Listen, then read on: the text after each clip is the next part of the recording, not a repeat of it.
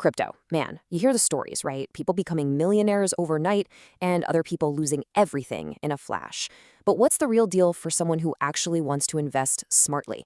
Well, that's exactly what we're going to break down. We're going to give you a solid framework for finding your way through this wild, complicated world. Okay, let's get into it. And it really is a world of two extremes. On one side, you've got this incredible promise. I mean, life-changing money, a chance to be part of what could be the future of finance, this whole new decentralized system. But then on the other side, you've got some serious peril. That stomach-churning volatility, the very real risk of devastating losses, and let's be honest, a never-ending minefield of scams out there. So the big question is, how do you actually navigate all that chaos? How do you sidestep the hype, avoid the traps, and make genuinely smart decisions? How do you tell a real opportunity from just a dangerous gamble? That's the puzzle we're going to solve together today. Look, you wouldn't just wander into a dense jungle without a map, right? Or at least a compass. It's the same thing here. You absolutely need a framework. So we're going to build one for you, a little mental model we'll call the investor's compass. It's designed to help you find your way. And this compass is actually really simple. It just points in 3 key directions that you always need to check.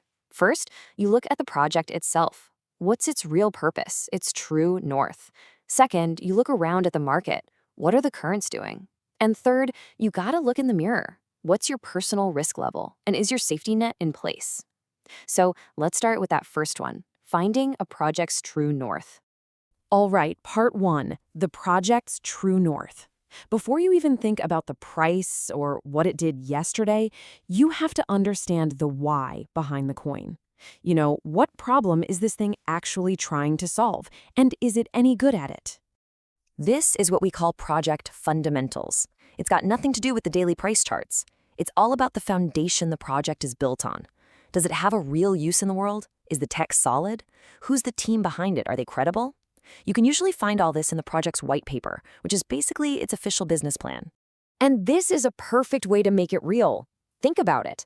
Bitcoin's fundamental value isn't just that it was the first one, it's the sheer strength of its network and the fact that so many people accept it as a store of value. Ethereum? Totally different. Its value comes from being this kind of global computer that lets people build applications using smart contracts. They solve different problems, so you have to analyze their fundamentals differently. And that leads us to the next big one, tokenomics. It's a fancy word, I know, but all it really means is the economics of the token. It's the engine under the hood, the set of rules that governs that crypto's entire financial system. So what are we really looking for here? First up, total supply. Is there a fixed amount, like Bitcoin's 21 million, which creates that digital scarcity? Or can they just print more forever? Then, and this is huge, you look at its utility. Does the token actually do something? Can you use it for staking, for example, which is kind of like earning interest on your crypto? A project with good tokenomics is just built to be more sustainable. Okay, compass point number 2. Even the most amazing project with perfect fundamentals can get totally wrecked by a market storm. So now we have to learn how to read the currents, to understand all those external forces pushing and pulling on the price. A great place to start is with market cap. It's really just a simple way to think about size. The large cap cryptos like Bitcoin are kind of like the blue chip stocks of the crypto world. They're more established and generally a bit more stable. The small cap coins, they're more like penny stocks. Sure, they have explosive potential, but they also have a much, much higher risk of just poof, disappearing. As a general rule, the bigger they are, the slower they move, up and down. Next is liquidity. And this boils down to one simple, crucial question. If you decide you want to sell, can you? High liquidity means there are tons of buyers and sellers, so you can get in and out easily. Low liquidity, though, that is a massive red flag. It means you could actually get stuck, unable to sell your position without totally crushing the price yourself.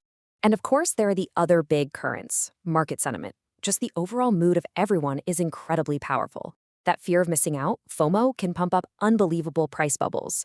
And you absolutely have to keep an eye on regulation. A single government announcement can send shockwaves through the entire market. The big takeaway here? If you see some influencer on social media promising a coin is going to moon tomorrow, don't just believe them.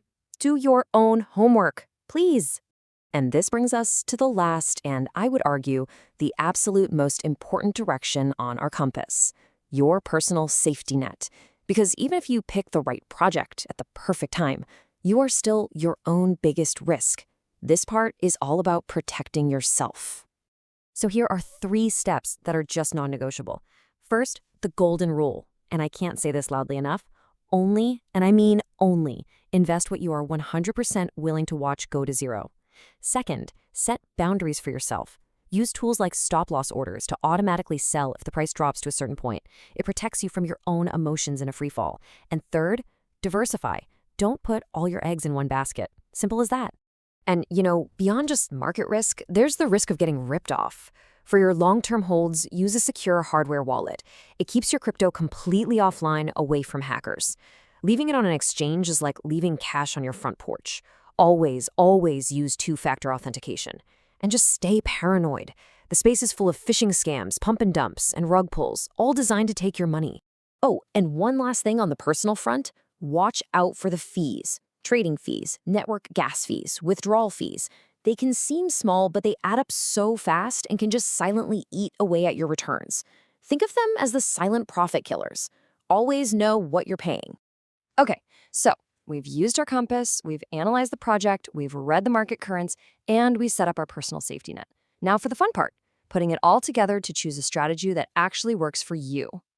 So generally, there are a few main paths. You can hodl, which is just crypto speak for buying and holding for the long run because you believe in the project's fundamentals. You're an investor.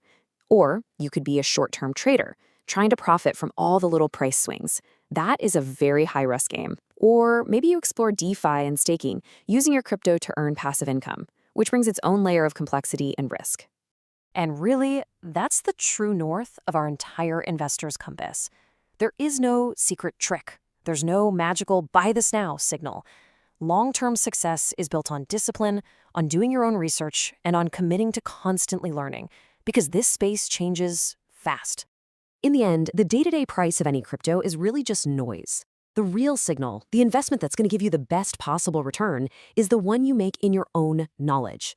So the only question left is, are you ready to make that investment?